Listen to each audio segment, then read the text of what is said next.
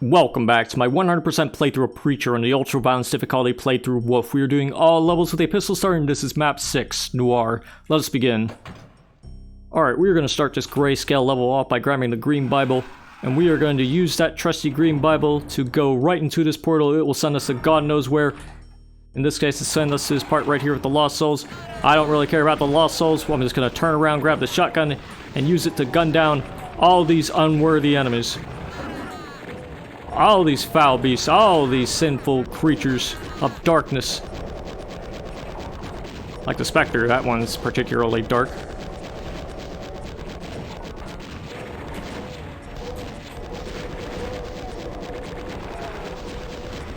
Now, you might take a lot of damage by going through these encounters in such a gung-ho fashion, but as long as you put your faith in the Lord, He will help you in these dastardly encounters, and He will show you the way to salvation. Even in such trying, turbulent times, you can go in as reckless as you wish with the power of the Lord on your side. And if you need more power, the Lord will give you strength. Provided you look for it, of course.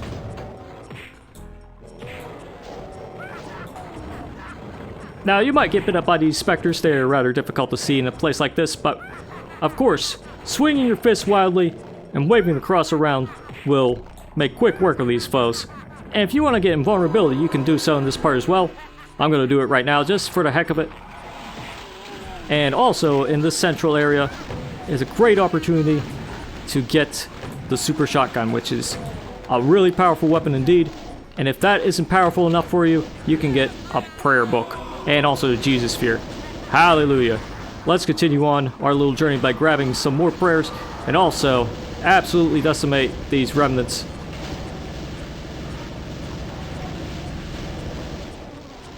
And everything in between, including the Arachnotron, of course. Especially this guy right here.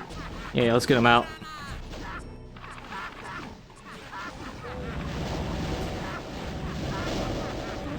Even though we are getting destroyed by hit scanners, at the same time, we are not. Because we have the power of the Jesus Sphere, we have the power of our faith. Everything is right here to protect us right now. Now, granted, you might find some scary enemies like the Pain Elemental in a wide open space on boom comp level. Might not be quite ideal, but it still works just fine against these accursed fiends.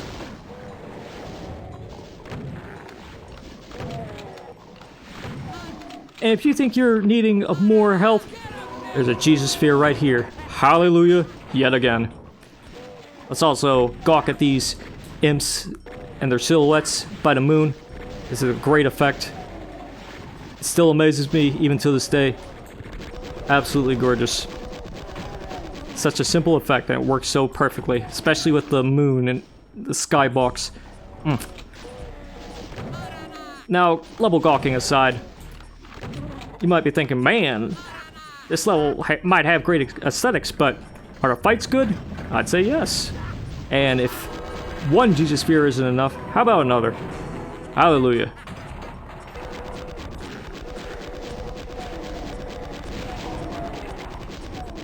And if you need more protection or more ammo, follow the light and you will find yourself a backpack full of ammo, which you can use to grab more ammunition to shoot these demons and their beady little eyes. Especially this Archvile. Yeah, get him in the pain state and you should be good to go. Sometimes the Archvile likes to travel in random places, sometimes he resurrects enemies. Either way, we're gonna grab this green Bible, even though it might get this remnant out, and maybe some imps too. Maybe this guy will survive a super shotgun shot, but that's fine because we can kill him with yet another.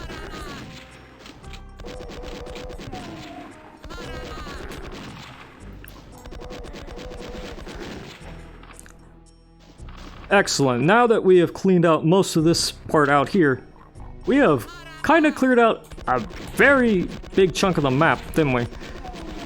Well, we didn't get a lot of secrets, huh? Well, that's fine, because we're gonna get some more right here.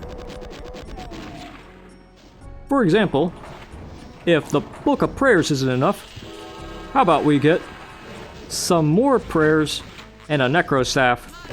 I'm not gonna use it against this guy yet. No sirree. We got some more important things to do.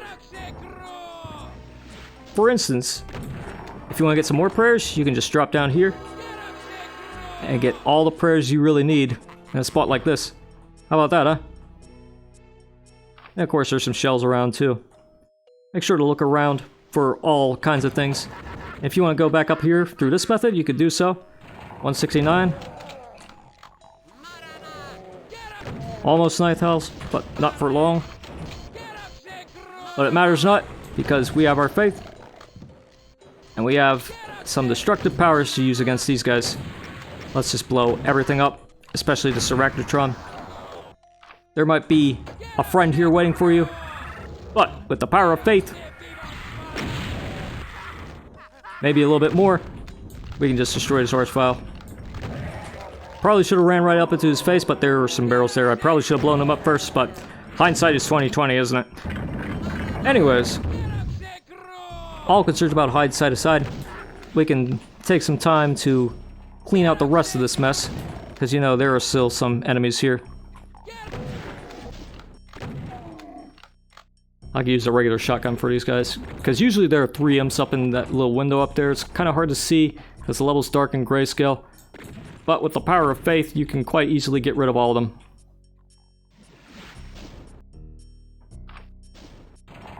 Speaking of faith, let's grab some faith bonuses as well. Snipe some imps, perhaps. And all is well for the time being. A little quiet, but still, things are gonna get a little loud, so turn the volume down if you have to. Okay. Noisy bars aside, we can go out here, grab some more stuff. Including, but not limited to, the blue key. We can knock this guy down because it's boom. And we can also grab, very important item, the blue key. Well, we already grabbed the blue key, so rocket launcher. Pardon me. Got so caught up in the frenzy that I wasn't even paying attention to the item that I was grabbing. But let's use our necro staff against this archvile. There's also another one. And you'll probably be able to tell when you see that kill counter go up. Yes. And it's a very unconventional way, but still cool nonetheless. Now there's another secret I didn't even grab yet. I'll have to do it better though. A nice strafe run on how to do it. And that's how you get the Red Skull key. A secret key, you might be wondering. Yes, and I'll show you what it's used for right now. Because going back into this area, you can tell it's a secret because of the railing on the floor. And it also sends back down into here. Open up the yellow door, kill some imps. Open up the blue door, kill some chain gunners. Open up the secret red door, let's kill some revenants. Wonderful. Now we get the Mega Jesus Sphere.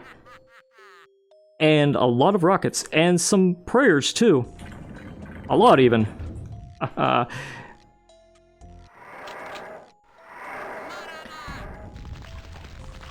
Let us use the power of prayer to annihilate our foes in this place, such as this one. We might get zapped by the archvile, but with the power of prayer, which we have plenty of, we can absolutely destroy all of these foul beasts. And everything in between.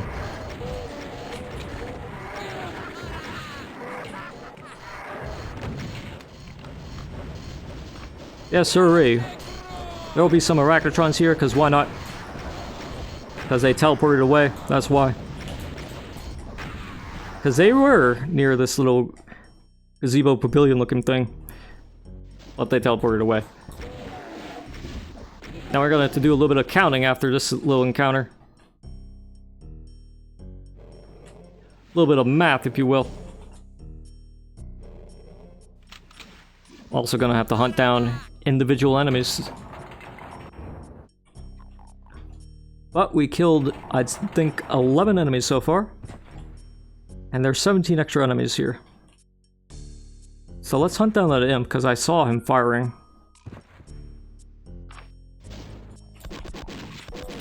There you are. Little devil. Now let us continue on with our little religious journey. Maybe cleanse a few unholy beasts on the way. But at this point, it's kind of like double checking this area to make sure all the enemies are dead. In particular, I'm still not completely sure that this part is cleared out. Probably is though. But here's how you get to the gazebo part, once everything's all said and done. Anyways, we don't have to press that button, but we do have to go through this part. And press this button so we can raise this part up.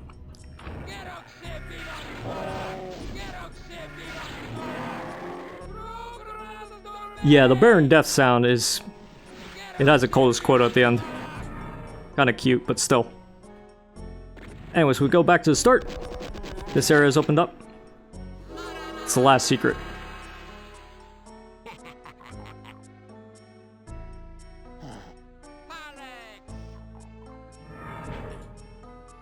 So we still here to snarl of those foul beasts, those foul imps. Or at least one of them. Let's go hunt them down, and we should be done.